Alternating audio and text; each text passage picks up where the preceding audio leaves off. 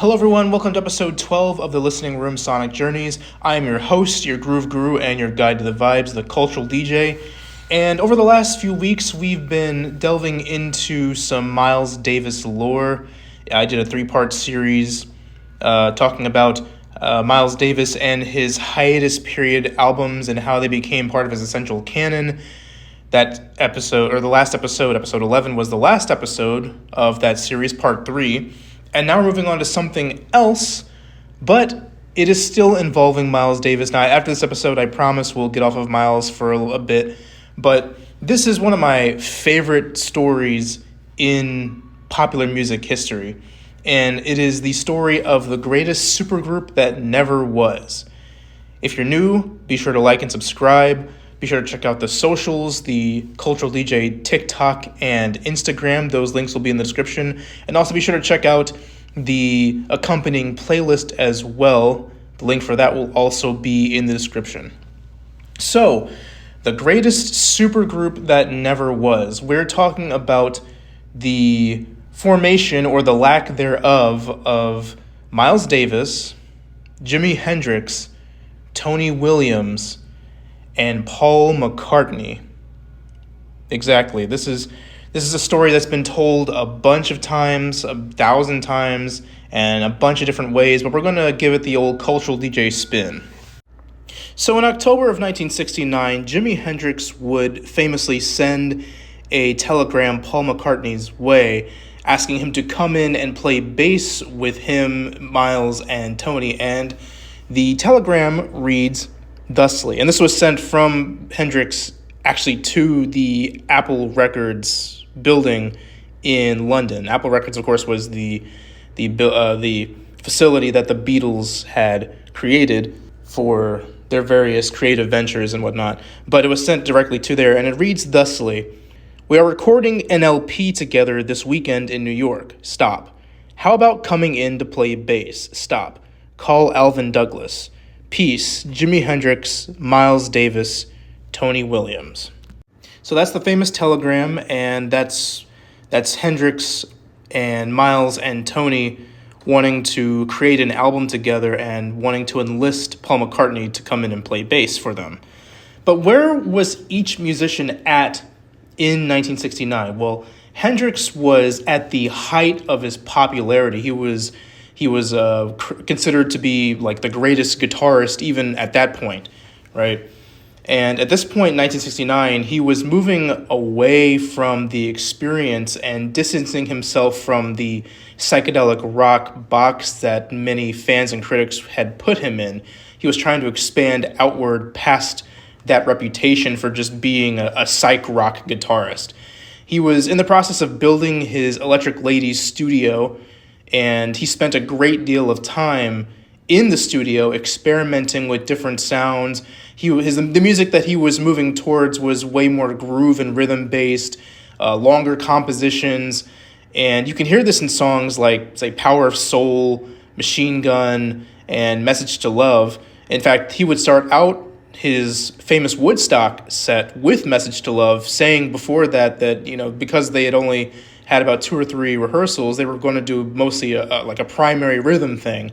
So they started out with Message to Love, and you can really kind of get a feel of that movement towards something that's way more groove and rhythm based, as opposed to the psychedelic, more structured songs that they were doing before. And it was around this time, of course, he was creating and fostering the Band of Gypsies, the band that he would have after. And the Experience, of course, was a 3-piece band with him, Mitch Mitchell, and Noel Redding. And he was getting frustrated with the concept of the concept and the implementation of a 3-piece band, and wanting to explore something that involved more musicians and more sounds and more free-form song structures, as opposed to the tight pop songs, essentially, that they were making before. Now, Miles Davis at this point was just entering into his electric period. He was working with early experiments with electric instruments. He had, at this point, already released In a Silent Way and was moving towards Bitches Brew. And by this point, we know that he had a strong interest in rock, funk, and soul music, and he was especially fond of Hendrix in particular, and Hendrix would be a major influence on the work of Miles Davis around this time, and Miles has even said so. So there was that connection there. And then as far as Tony Williams was concerned, Tony Williams was actually more or less the progenitor of jazz fusion. He was already embracing a lot of rock textures and distortion with his own band, Lifetime. Now, Tony Williams was famously the drummer for Miles Davis's second great quintet, and he had been working with Miles for a long, long time, but by this point he had already branched off to become his own band leader. He was still very much entrenched within jazz, but he was already experimenting past just acoustic jazz, which is what Miles Davis would become known for around the same time, a little bit after. But we have albums like Emergency, which is recorded a whole year prior to this whole interaction. This was in 1968. This album was released, and he was already working with a lot of rock textures and distortion. And then, of course, 1969, he would have the album Turn It Over. So even before Miles would gain the reputation for being one of the godfathers of jazz fusion and jazz rock, Tony Williams was already there. And it's very likely that Tony Williams was actually kind of the driving force for this whole collaboration in the first place, because he was already moving towards that fusion of jazz and rock that this collaboration would have likely been pushing towards. We'll talk about that more later. And then as far as Paul McCartney, he was, at this point, of course, a respected musician, and he was navigating a very tumultuous Beatles collapse. Around this time, the Beatles were kind of on their way towards breaking up, and there was a lot of tension. Recording sessions were difficult and rather argumentative amongst the members. So it was a very stressful time for Paul. He was noted by a lot of contemporaries as being among the most inventive bassists and songwriters of his time. His bass playing, of course, was known for being very melodic, right, compared to a lot of his peers who were mostly just kind of keeping the rhythm and being a part of, being the bottom. His bass playing was very, very prominent for being so melodic. And along with that, of course, like I said, he was navigating the Beatles' collapse, but more than anything, he was trying to hold the Beatles together. He was trying to act kind of as the glue to keep them together, but at the same time, a lot of him, because he was at this point the de facto leader of the Beatles, right? But he was known for being a workaholic, and he had a reputation for being rather bossy, which rubbed his band members the wrong way quite frequently.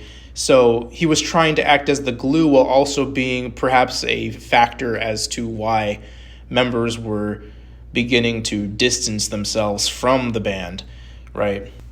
So in making or formulating this episode, one of the biggest questions I had to ask, more so than why this supergroup never came to be, because we know why it didn't come to be, and we'll get into that in a little bit, but the biggest question I really had to ask is, why Paul McCartney specifically?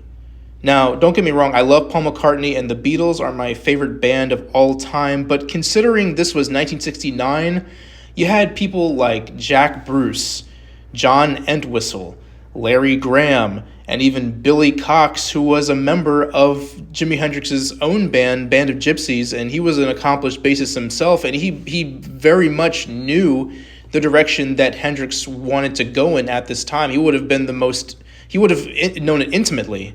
He would have been probably the next best choice if it was a matter of wanting to work with a bassist that would comply with the possible direction that this entire supergroup would have been going into. But I have a few theories as to why they picked Paul McCartney in particular. And the first is that McCartney was more than just a bassist, and that's no shade to the aforementioned bassists who are all extremely talented in their own right. But We have to look at this. Paul McCartney, like I said, was an accomplished songwriter, but he was also an accomplished arranger and producer, and he was also a creative machine. In my opinion, many of the Beatles' greatest creative accomplishments and ideas stemmed from Paul McCartney bringing them to be, essentially. He was a very innovative and, like I said, melodic bass player. The only other bass player I can even think of that sounded even remotely like him was Motown's Funk Brothers member, James Jamerson. And actually, I say that they sound alike, but really it's Paul that sounded like James, because Paul McCartney has gone on record to say that James Jamerson was a major influence on his bass playing, and you can kind of see when you hear tracks between the two that Paul took a lot of cues from James Jamerson as far as his melodic bass playing. And because Paul McCartney was such a creative idea machine, he could have brought a lot to the table creatively. They were probably looking for somebody that wasn't just a bassist to play bass in the background. They wanted somebody that could contribute creatively to the team. And then the next reason is, consider the cultural significance of a Beatle being present. Now, of course, two jazz greats like Miles and Tony, along with a rock great like Jimmy, together, that'd be a big deal. But then you have two jazz greats, one rock great, and then a Beatle. And the Beatles at this point were arguably the biggest band on earth. So consider just how culturally significant and how much it would have shaken the pop music landscape if Jimi Hendrix and Miles Davis and Paul McCartney were all in a band together. That would have been crazy. And then another reason is Hendrix's own admiration of the Beatles. He was known to be a fan of the Beatles. He's gone on record to say that he was very fond of the Beatles. And of course, he famously covered Sgt. Pepper's Lonely Hearts Club Band, the intro track, 3 days after the record even came out. The record came out on a Friday. The Experience had a show that following Sunday, 3 days later, and they would quickly put together their own variation of the intro track. And the Beatles, members of the Beatles were actually present during that show, and supposedly they thought it was great. So yeah, Jimmy was a big fan of the Beatles. That could be a reason why. And then the final reason I feel is that Paul was just a wild card. Maybe they wanted somebody that was unexpected. Maybe they didn't want somebody that would have been an obvious choice of hey, he's a great bassist, let's pick him. They probably didn't even want somebody that was going to be a great bassist or somebody that was influenced or informed by jazz music. They maybe just wanted somebody that was just totally unexpected. Somebody that nobody would have thought would, a guy like Miles Davis or Jimi Hendrix would ever bring in. So why exactly did the record never happen? And this part comes with no speculation or no question. We know why it didn't happen. The reason why the record never came to be, why the group never formed, is because Paul McCartney was not available. He was actually out on holiday in Scotland for several weeks. The telegram did indeed reach the Apple office. In fact, it reached an Apple aide named Peter Brown. He got the telegram and he replied in the stead of McCartney, explaining that McCartney was out on holiday in Scotland and wouldn't be back for several weeks. So it's very, very possible that Paul never even received or saw the telegram at all. At least not in 1969. Supposedly he saw it years later, and even expressed surprise as to why he never knew about it. But it's very possible that Paul, in 1969, never saw the telegram, had no idea that it was something that was being put together, and it was only for the weekend. So, with him being gone for several weeks, there's no way that window pretty much closed at that point. Not to mention overall busy schedules, because Hendrix was touring a lot and he was also building Electric Lady Studios. Miles was also touring a lot and spending a lot of time recording. And Tony was busy with his own band, The Lifetime. So Really, it all boils down to bad timing. It seemed like a great idea at the time, but complex logistics made it nearly impossible. And then, of course, about a year later, Jimi Hendrix would pass away, which would unfortunately close the door on such a collaboration forever. Now, some historians believe that Hendrix and Davis would have collaborated at some point had Hendrix lived a bit longer. We don't know that for certain, of course, but considering that Miles and Hendrix Hendrix was greatly influential to Miles, and Miles was infatuated with Hendrix for being a blues-based musician, for his improvisation skills, his innovative electric guitar playing, all of it. So it is very, very possible that at some point there could have been some collaboration somewhere down the line between Miles Davis and Jimi Hendrix, but of course we'll never know. Now, perhaps one of the most interesting points to this whole story is what the record might have sounded like. Given what we know about each musician, how at least three of them were pushing more towards long-form song structures and improvisation and fusing jazz and rock together and more groove and rhythm-based music, it's very possible that this could have been a unique and earnest step towards jazz rock yet unheard. It could have been something completely different. It could have been experimental fusion of, soul or funk or blues. It likely would not have been a rock record with jazz solos or a jazz record with rock solos or vice versa, because I feel the tendency for improvisation was just too heavy between several of the members for that to happen. It could have had Jimmy or Paul doing vocals, or it could have been totally instrumental. I tend to vie towards the latter, that it would have been a completely instrumental album. It could have had Paul playing other instruments because Paul McCartney was indeed a proficient multi-instrumentalist, or it could have had Miles playing organ on some tracks because he was starting to lean more into playing organ around this time along with his trumpet playing. Or it could have been totally jam-based with no constraints, and it could have had complete improvisational freedom, no traditional song structures, it could have just been based completely around a figure or a musical idea, which is how much of Miles's music would be constructed within the electric period. So we can inference from kind of the bags that they were all in around this time, the ideas that they had musically around this time, and the directions that they would all head towards or be interested in heading towards around this time. This is perhaps what the record could have sounded like. To close, the idea of such a collab ever happening and the tragedy of it never coming to fruition lives on in the minds of fans and historians alike. The seed was sown, but bad timing brought an abrupt end before anything could even get started, creating one of the biggest what-ifs in pop music history. And with that being said, I will leave you all off with that. Thank you all so much for listening. Again, like and subscribe if you enjoyed. Be sure to check out the socials, the Cultural DJ TikTok and Instagram. The links for those will be found in the description. Also, be sure to check out the accompanying playlist as well. The link for that will be in the description too.